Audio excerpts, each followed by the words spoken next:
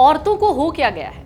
इस सवाल का जवाब अभी ठीक से मिला भी नहीं था कि एक और महिला ने अपने पति को दफना दिया।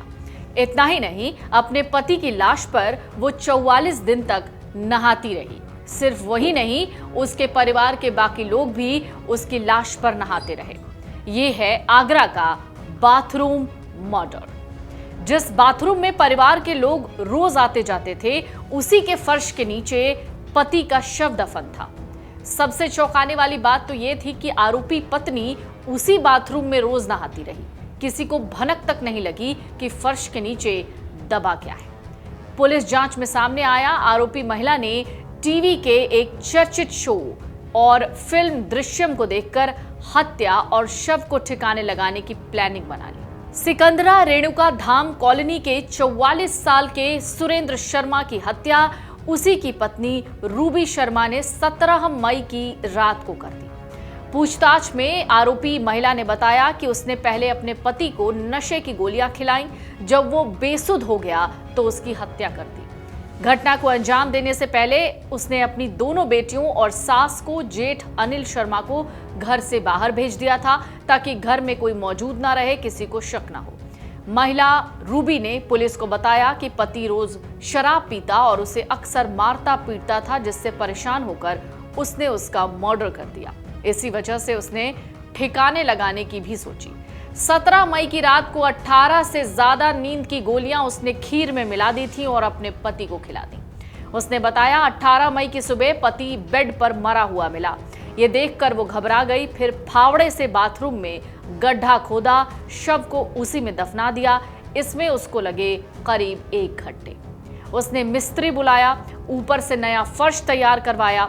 जब पत्नी से यानी रूबी से ये पूछा गया तो वो कहती रही कि वो कहीं गए हैं। यानी जब परिवार के लोग रूबी से ये पूछ रहे थे कि पति यानी सुरेंद्र है कहाँ, तो वो कहती रही कि वो कहीं बाहर गए हैं, वो आ जाएंगे। 45 दिनों तक गुमशुदगी का ये मामला बना रहा, लेकिन पुलिस जांच और परिवार के शक के बाद ऐसा खुलासा हुआ जिसने पूरे इलाके को हैरान कर दिया। आगरा के सिकंदरा थाना क्षेत्र के रेणुका धाम कॉलोनी में रहने वाले 44 साल के सुरेंद्र शर्मा 18 मई से तथाकथित लापता थे। 8 दिन बाद 26 मई को उनकी गुमशुदगी की रिपोर्ट दर्ज कराई गई। घर वाले रिश्तेदारों के यहाँ फोन करते रहे, जान पहचान वालों से पूछते रहे कि सुरेंद्र कहीं वहां तो नहीं है, लेकिन उसका कहीं पता नहीं लगा। इस बीच पत्नी रूबी शर्मा हर किसी से लगभग एक ही बात कहती थी कि वो कहीं गए हैं, वापस आ जाएंगे। 45 दिन तक यहीं चला।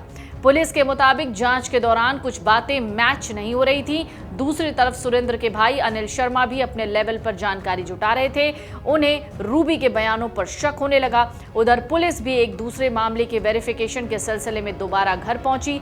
पूछताछ हुई तो अधिकारियों को पत्नी का व्यवहार भी संदिग्ध लगा। यानी अधिकारियों को, ऑफिसर्स को लगा कि जो रूबी है वो कुछ झूठ बोल रही है। इसके बाद घर की बारीकी से तलाशी ली गई। यहीं से कहानी ने मोड़ ले लिया जिसकी शायद किसी ने कल्पना भी नहीं की थी।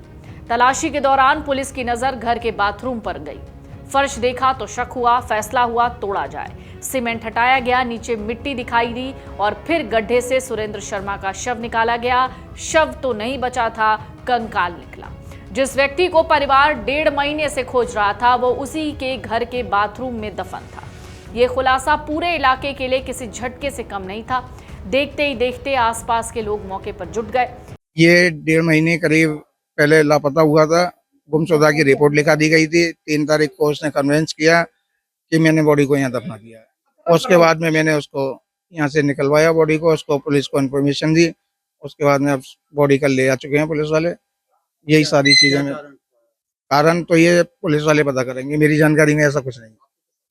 मुझे 3 तारीख की सुबह 6 बजे पता चला। अब आते हैं उस हिस्से पर जिसने सबको चौंकाया। पुलिस कह रही है पूछताछ में रूबी ने बताया कि घटना से पहले ही बाथरूम में काम कराने की तैयारी चल रही थी। मिस्त्री और मजदूर बुलाए गए थे।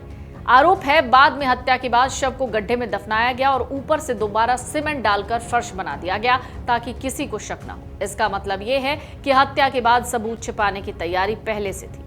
हालांकि पुलिस इस पूरे मामले की पुष्टि फॉरेंसिक जांच, पोस्टमार्टम रिपोर्ट और बाकी साइंटिफिक प्रूफ के आधार पर करेगी। पड़ोसियों का कहना है पति पत्नी के बीच अक्सर झगड़ा होता। किसी ने बताया शराब पीने के बाद लड़ाइयां होती। किसी ने कहा कई बार समझाने गए लेकिन दोनों मानते नहीं थे, कहते थे ये हमारा घरेलू मामला है, दूर रहो। धीरे धीरे कॉलोनी के लोगों ने भी उनके झगड़ों में दखल देना बंद कर दिया, लेकिन शायद ये किसी को पता नहीं था कि एक दिन रूबी इतना बड़ा कांड कर देगी।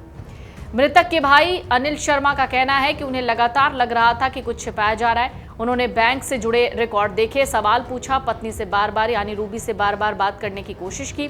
उनके मुताबिक आखिरकार उन्हें घर बुलाया गया। जब उन्होंने पूछा कि सुरेंद्र कहाँ है तो उन्होंने जवाब दिया कि घर में नहीं है वो।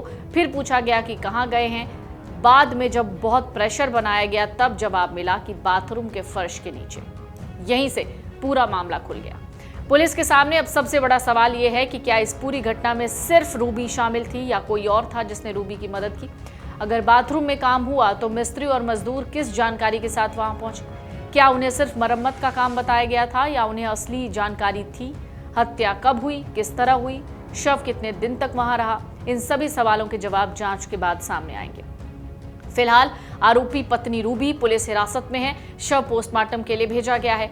पुलिस का कहना है हत्या की वजह साजिश की पूरी कड़ी। अगर किसी अन्य व्यक्ति की भूमिका है वो भी सामने आता है तो उसके आधार पर कार्रवाई की जाएगी। लेकिन एक बार फिर से सोशल मीडिया पर वही सवाल, औरतों को हो क्या गया है और क्या ये उन्हीं मामलों में से एक है जो अचानक से सामने आते रहते हैं। अगर आप ये वीडियो YouTube पर देख रहे हैं तो हमारे चैनल को सब्सक्राइब कर बेल आइकन दबाएं और Facebook पर देख रहे हैं तो हमारे पेज को लाइक करें।